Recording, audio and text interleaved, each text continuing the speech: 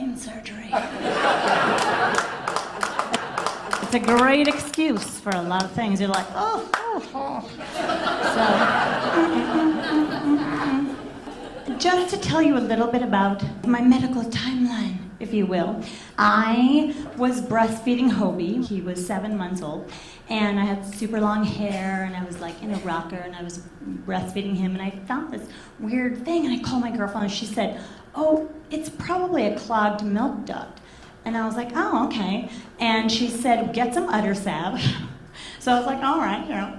So I got it, and I'm like rubbing it on there. Turns out I'm not a cow. So I did that, and then my midwife said, you know what? Just to be safe, I don't think this is breastfeeding related. Just go get an ultrasound. So I went to get an ultrasound, and I really didn't think anything. I was like, oh, sure, of course I'll get an ultrasound. So I drove by myself. And as I was driving, I was like, oh, great, I'm going to die. I'm going to have to do like a video for Will's new wife. And I'm going to get a blowout because I want to look really good. And so I'm going to be like, you know, the reason you're here is because I'm not. So don't think that like, oh, you found your person and you know, you love and it's your time and, you know, none of that. None of that. You're a filler. You're a placeholder. Because I'm not there. That's it. That's the only reason. So don't get excited, whoever you are.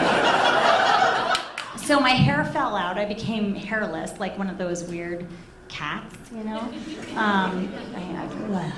So when I was bald, I got lots and lots of scarves.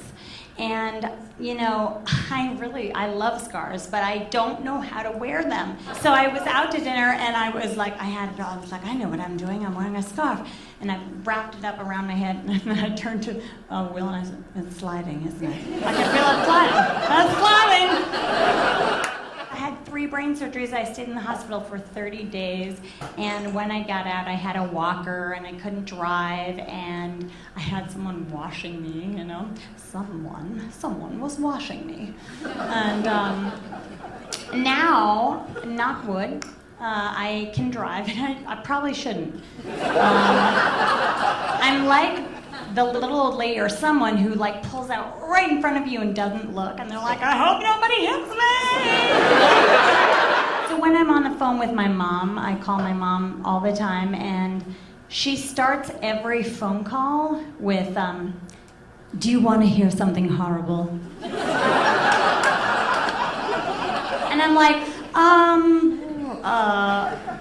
yeah, actually I do. Yeah, go ahead, go for it. And then I'm on the phone with my dad, who I also talk to a lot because they live together.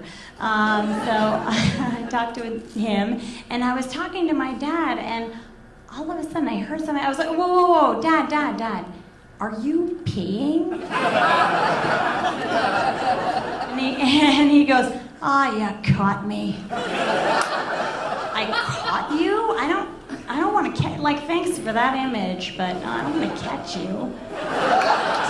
I want to bring back manners. I want to bring back please and thank you, you know, because now, you right? Am I right? Amen.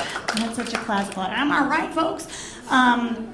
I want to bring that back because everybody says like, oh, you're fine. You know what? No, I'm not fine. My pelvic floor is falling out, okay? And I have to do 500 Kegels until the day I die, which I hope is in 40 years. And I am on medication because apparently I run anxious. Yeah, that's what he said. So I have a lot of problems with how I'm perceived. I want people to perceive me a way that I'm not. And this carries over into other areas of my life. Like I'm at the grocery store and I find myself in a section I don't normally go to. Anyway, so I'm at the grocery store and I'm looking around and catch someone's eye, and I'm like, I pick up an eggplant. I'm like, that's right. I buy eggplant. Put it in my cart. I might take it home, slice it up, put some olive oil on it, and put it in the oven. I don't know what the fuck to do with eggplant. I don't know, ever. But I like being that person who's like, oh, I need some saffron.